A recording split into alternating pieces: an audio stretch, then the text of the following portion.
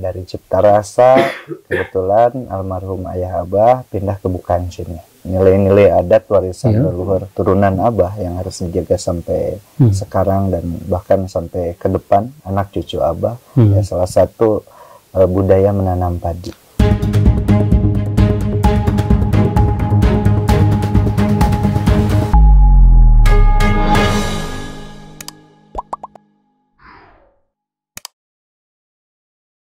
Assalamualaikum sahabat. Ini hari yang sangat berbahagia bagi saya dan teman-teman. Saya mendapat kehormatan diterima luar biasa sekali di rumah besar ini oleh pemilik rumah di sini, Abah Ugi. Assalamualaikum, Mbah. Waalaikumsalam. Nah, saya dan teman-teman tadi malam diminta menginap di sini dan kita sudah menginap di sini, dan tadi malam juga kita nonton bareng di sini, nonton final Piala Dunia antara Argentina dan Prancis. Ramai sekali di sini. Ini karena dingin, kita nonton di dapur karena di situ ada tungku, jadi ada api. Jadi alhamdulillah kita bisa bertahan lah. Saya biasa tinggal di Bogor dan saya harus pakai 3 lapis baju tadi malam. Ya, Abah. Ya. Nah, Abah, saya ini pertama kali datang di sini. Abah boleh sedikit cerita tentang Cipta Gelar? Gitu. Ya, boleh. Ya, bangga, Pak. Jadi kalau untuk Cipta Gelar, kebetulan Abah sekarang memimpin di Kesatuan Cipta Gelar itu generasi yang ke-10. Generasi 10? Ke-10. Itu turun-temurun, asal-muasalnya sebetulnya ada di Bogor juga. Dari Cipatat Bogor, turunan kita itu pindah ke arah Banten, itu ke Lebak Larang, pindah lagi ke Lebak Binong, Tegalumbu, ke Pasir Talaga, ke Bojong Cisono, terus lagi ke Pasir Jinjing, terus lagi dari Pasir Jinjing kita pindah ke daerah Sirna Rasa, ada di Cipta Rasa. Di Sirna Rasa pindah lagi ke Cipta Rasa. Nah, di Cipta Rasa digantikan kepemimpinan karena kakek Abah meninggal tahun 82. Digantikan almarhum ayah Abah dari 82. Abah Hanom pindah ke Cipta Rasa. Cipta Rasa. Nah, dari Cipta Rasa kebetulan almarhum ayah Abah pindah ke Bukan sini. Itu tahun 2000-an kurang lebih. Tahun 2000-an. Almarhum meninggal tahun 2007, digantikan oleh Abah sampai sekarang. Pindah ke Gelar Alam ini sudah berapa lama? Baru sekitar 8 bulan. 8 bulan pindah di sini. Dulu kan di Cipta Gelar. Sebenarnya di Cipta Gelar, ya. Abah geser sedikit, kurang lebih 1 kilometer ke Gelar Alam. Ya. Abah, bagaimana masyarakat adat di Kasepuhan ini, kehidupan sosialnya, kehidupan ekonominya seperti apa? Jadi turun-temurun dari zaman dulu, zaman Bogor, kita punya satu amanah yang ya nilai-nilai adat warisan leluhur turunan Abah yang harus dijaga sampai sekarang dan bahkan sampai ke depan anak cucu Abah. Ya, salah satu budaya menanam padi. Itu satu yang harus kita jaga dari zaman dulu sampai sekarang. Misalkan salah satu contohnya mungkin kita menanam padi cuma 1 tahun 1 kali. 1 tahun 1 kali. Itu terus keduanya kita ada 2 pola penanaman, itu ada di huma, di ladang kering, sama di sawah, di ladang basah. Dan kita untuk menanam padi itu enggak seperti di kota, mungkin kita masih menggunakan tradisional semuanya. Dari mulai kita menentukan menanam padi itu enggak sembarangan, kapanpun kita bisa tentukan, tapi kita masih menggunakan salah satu warisan dari leluhur kita. Ada 2 bintang yang bisa menentukan kapan kita menanam padi. 2 bintang. 2 bintang. Apa tuh? Itu bintang Kidang sama bintang Kerti. Itu di mana melihat itu? Di luar bisa. Semua juga kalau pas waktunya ada Kidang dan ada Kerti. Ketika Kidang tepat di atas kita, itu berarti udah waktunya kita menanam padi. Kalau bintang yang satu lagi? Yang satu lagi Kerti, itu awal mulanya kan Kerti dulu yang datang. Tanggal Kerti turun besi gitu. Itu berarti kita persiapan untuk pandai membuat perkakas untuk pertanian. Menanam padi itu hanya boleh sekali dalam setahun? Sekali dalam 1 tahun. Dan itu ada beberapa ritual acara adat memang kita jaga dari zaman dulu. Selain bibit padinya yang turun-temurun dari zaman dulu, kurang lebih ada sekitar 66 varietas padi 66 varietas. Itu yang turun-temurun dari zaman dulu. Turunannya sekarang karena perkawinan silang, padi. Sekarang kurang lebih ada di 168 varietas padi yang disebar di warga. Dan itu turun-temurun dari zaman dulu kita menggunakan bibit yang asli, turun-temurun dari leluhur. Itu beras yang kita makan tadi malam itu. Itu yang beras dimakan. Itu organik benar. Organik semua. Dan itu juga kita ketika panen itu hasilnya itu disimpan di lumbung padi untuk bekal kehidupan sehari-hari. Kita jual belikan seperti di kota. Jadi padi beras itu tidak boleh diperjualbelikan. Tidak boleh dijual belikan. Kenapa tidak boleh diperjualbelikan? Salah satu untuk mempertahankan supaya ketahanan pangan. Jadi warga itu supaya tidak kelaparan, ya bekal yang kita tanam ya kita simpan. Selain dari padi, ya itu boleh dijual belikan dan kita bisa nyari juga buat tambahan. Yang penting kalau kita nggak punya uang juga kan bisa makan. Salah satu untuk mempertahankan itu ya kita bekalnya kita simpan untuk kehidupan kita sehari-hari. Makanya cukup menanam padi 1 tahun 1 kali aja. Dan karena itu sebegitu penghormatan terhadap padi itu dengan beberapa ritual ya. Ritual ketika menanam. Terus ada ritual itu kurang lebih ada 5 acara besar dalam 1 tahun. Untuk padi. Satu menanam padi itu namanya ngasut. Terus ada panen itu namanya mipit. Habis mipit ada namanya nganyaran. Nganyaran itu kita masak nasi pertama di tahun ini yang kita panen. Terus ada lagi acara ponggokan. Ponggokan itu kalau di kota mungkin sensus. Ada berapa cacah jiwa tahun ini, berapa yang hasil panennya berapa, dan kita menentukan rapat tahun depan kapan kita menanam padi, tanggal berapa kira-kira di bulan mana. Itu ponggokan namanya. Sebagai puncak acara dari tahun ke tahun menanam padi, ada ibaratkan kalau kalender itu ada tahun baru. Kita juga ada pembatas dari tahun ke tahun di pertanian padi khususnya. Itu namanya Serentahun. Serentahun. Itu pembatasnya tahun barunya di pertanian. Itu besar. Semua warga kumpul karena udah habis panen dan kita silaturahmi antar kampung ngumpul di Ciptagelar di sini. Jadi kita ngobrol semua, terus hasilnya seperti apa, ya istilahnya syukuran lah di situ. Jadi padi boleh disebut sebagai sumber kehidupan. Sumber kehidupan. Karena kita makanan pokoknya padi, berarti kan padi yang kita jaga. Karena itu ya sumber kehidupan untuk warga Abah semuanya. Tapi tercukupi Alhamdulillah, tercukupi. Untuk saat ini mungkin kalau kita kumpulkan padi yang kita punya sekarang, stok itu mungkin bisa untuk warga. Kalau misalkan kita dengan jumlah penduduk kurang lebih yang 30.000 jiwa yang ada di dalam, dengan ada jumlah stok padi yang ada, kita bagi ya mungkin cukup untuk 10 tahun ke depan. 10 tahun? Wow. Jadi sebetulnya stok pangan ini melebihi kalkulasi perhitungan stok yang dipunyai oleh Bulog. Dan itu luar biasa. Perhitungan yang sederhana ya. Kalau secara hitungan yang sekolah katanya bisa lebih dari 10 tahun. 10 tahun. Itu disimpan di lumbung-lumbung itu. Namanya leuit. Kita ada leuit namanya Sijimat, itu sebagai ikon yang ada di kampung ini, namanya leuit Sijimat.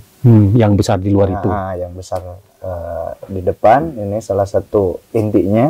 Dan kita di tiap kampung juga tersebar ada anak-anakannya leuit Sijimat. Fungsi leuit Sijimat sendiri untuk cadangan, takut warga ada yang kekurangan, saya pinjam dulu ke leuit Sijimat. Ketika kita pinjam 10, kapanpun kita kembalikan. Ketika kita udah punya stok untuk kehidupan kita, dikembalikan lagi. Wow, sahabat, jadi lumbung-lumbung ini adalah untuk ketahanan pangan, untuk menyimpan stok pangan dalam tempo yang sangat panjang, 10 tahun. Tetapi bila ada keluarga adat yang kekurangan pangan, itu boleh minjam. Tetapi nanti dia akan mengembalikan sejumlah yang dia pinjam ketika dia memiliki penghasilan atau sawahnya bisa memproduksi dan dia bisa mengembalikan pada waktunya, kira-kira begitu. Ini satu konsep adat yang menurut saya luar biasa ya. Saya sudah berbicara dengan pemuka-pemuka adat di Baduy, pemuka-pemuka adat di Kajang. Ya, ini sesuatu yang baru lagi ya. Lumbung-lumbung yang ada di sini punya adat semua. Atau punya warga masyarakat? Lumbung itu ada yang punya komunal. Komunal. Ya, banyakan gitu ya. Iya. Nah, kita ada sawahnya, ada humanya, kita garap bareng-bareng. Simpen di Leit Sijimat dengan yang tadi anak-anak Leit Sijimat itu salah satunya yang komunal. Kalau pribadi Abah juga punya, kita sawah punya lumbung pribadi masing-masing, termasuk warga juga. Satu kepala keluarga ada yang punya 2, ada yang punya 3 lumbung padi untuk stoknya masing-masing. Ada Leit Sijimat, fungsinya yang tadi takut ada kekurangan, dan ketika ada kegiatan-kegiatan adat kita pakainya yang dari komunal. Jadi sahabat, sebegitu beras mendapat posisi yang mulia di adat ini karena beras itu benar-benar harus bisa menjamin kehidupan masyarakat adat dalam tempo yang panjang. Jadi pimpinan adat sudah memperhitungkan mungkin kemarau ya, sehingga daya tahan pangan di wilayah adat ini betul-betul bisa dipertahankan dalam tempo yang sangat panjang. Abah, selain padi, sumber kehidupan masyarakat adat di Kasepuhan ini apa? Jadi kalau itu kan makanan pokok, yang penting kita bisa makan. Iya. Terus kalau padi sendiri kan tidak dijual belikan. Dan kalau misalkan selain dari padi, kita juga sama dengan masyarakat pada umumnya. Ada yang bekerja ke kota, yang berdagang, lagi ada yang sesuai dengan spesifikasi ahlinya masing-masing. Ada yang jadi guru juga. Iya. Dan kalau yang di kampung itu biasanya kita dari ternak. Ternak ya. Salah satunya budidaya ikan, terus melihara kambing, kerbau. Itu kita bisa sewaktu-waktu ketika kita butuh anak sekolah misalkan mau ada biaya kita tinggal jual. Tapi masyarakat ada di sini boleh sekolah? Boleh sekolah. Sangat boleh sekali. Kalau misalkan mampu silakan, setinggi-tingginya harus sekolah. Diwajibkan itu. Diwajibkan sekolah. Harus sekolah. Ya, ini berbeda dengan masyarakat di Baduy. Memang di sana anak-anak tidak boleh sekolah. Tapi ini mirip-mirip di Kajang. Di Kajang itu juga boleh sekolah. Tapi ketika keluarganya atau siapapun yang masyarakat adat yang bersekolah, dia di luar wilayah adat dulu. Apakah di sini? Kalau di sini boleh di luar, kalau yang ada di sini ya boleh di sini. Boleh di sini. Ya, kebetulan di sini ada SD, di sini ada SD. Ada SD. Ya. Anak-anak warga dari sini pagi-pagi jalan ke bawah ke sekolah kurang lebih. SMA ada. SMA baru SMA terbuka. SMA terbuka. Masyarakat adat di sini banyak sekali, 30.000 jiwa itu luar biasa besar ya, dan ini hanya di Kasepuhan ini. Abah, di sini kan kita tadi malam kita ada listrik, ada apa itu. Kalau di Baduy itu tidak boleh, kalau di Kajang juga tidak boleh ada listrik, dan di sini boleh. Boleh. Listrik. Sumbernya dari mana? Sumber listrik? Untuk listrik sendiri karena dulu kita mengenal listrik itu kurang lebih di tahun 1988. 88. Jauh dari PLN dari kota. Makanya kita nyari energi alternatif yang ada di kampung. Dan tahun 90-an dulu kita membangun 1 unit mikrohidro. Kita menggunakan pembangkit listrik itu dari air yang tenaga air. Dan tahun 97 itu kita dapat bantuan dari JICA waktu itu, Jepang untuk membangun mikrohidro yang ada di sini. Kita swadaya membangun. Nah, dan sekarang mungkin ada kurang lebih sekitar 5 mikrohidro yang ada di Kasepuhan itu untuk mengurangi warga. Jadi semua listrik yang ada di warga ini dari mikrohidro. Dari mikrohidro, dan kita kelola sendiri. Nah. Tidak ada dari PLN. Belum. Sebagian sih ada. Kalau yang dekat-dekat PLN, ada juga yang menggunakan PLN. Kalau kita di sini kita mempertahankan energi yang ada di sini. Manajemen bisnisnya ditangani oleh adat. Oleh adat semuanya. Ibaratkan rereongan itu kita buat maintenance untuk menjaga, kita kelola bersama. Ya, saya konfirmasi ke Abah dulu bahwa bagaimana mereka membayar biaya listrik per bulan. Itu kalau kita di kota pakai meteran itunya. Katanya di sini tidak pakai meteran. Tidak pakai meteran. Bayarnya ya pakai hati aja. Pakai hati. Jadi bayarnya kita per bulan. Kalau mungkin PLN hitungannya itu Rp1.000 per 1 watt hour.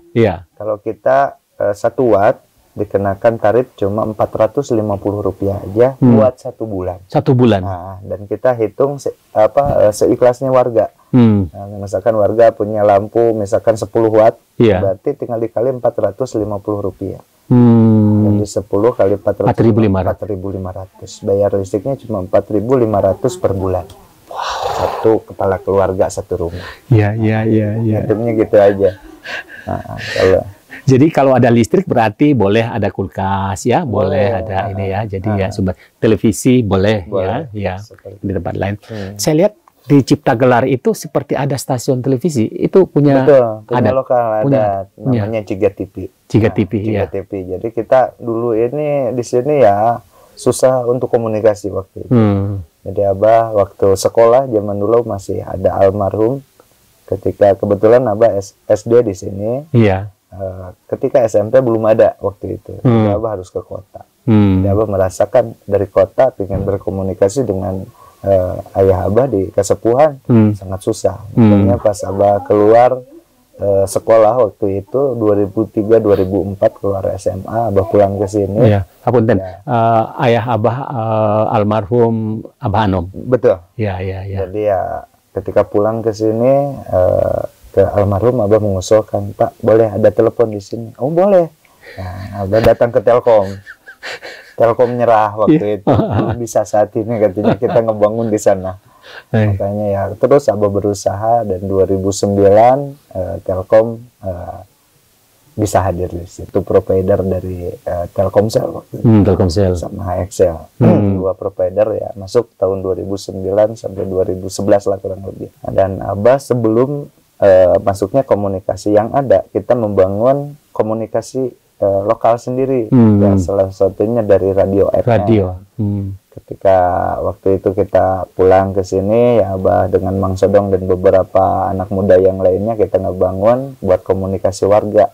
Ya hasil sepakat dengan teman-teman semua, kita mendirikan satu stasiun radio, namanya Radio Suara Cipta Gelar. Itu untuk komunikasi di warga.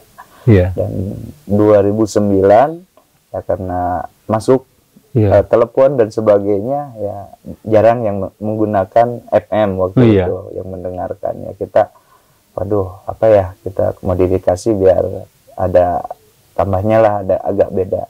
Salah satunya kita bangun televisinya juga. Dan sampai sekarang televisi itu masih jalan siaran. Itu kita menampilkan kegiatan tradisional yang ada di kampung kita dan beberapa seni-seni yang ada di sini lah kita pancarkan di stasiun Ciga TV.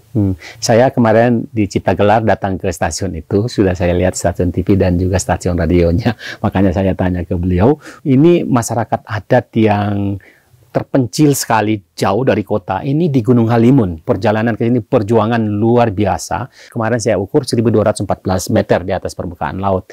Makanya itu dingin sekali.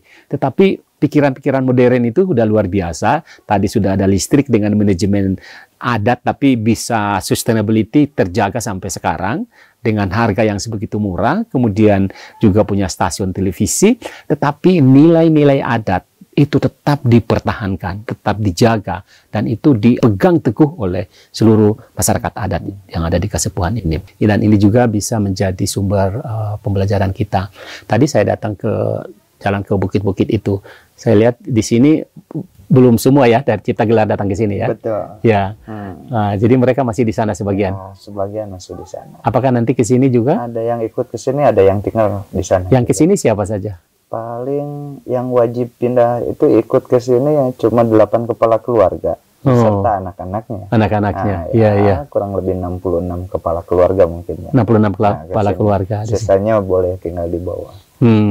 Iya. Cipta Gelar. Filosofi yang paling penting di Kasepuhan ini apa?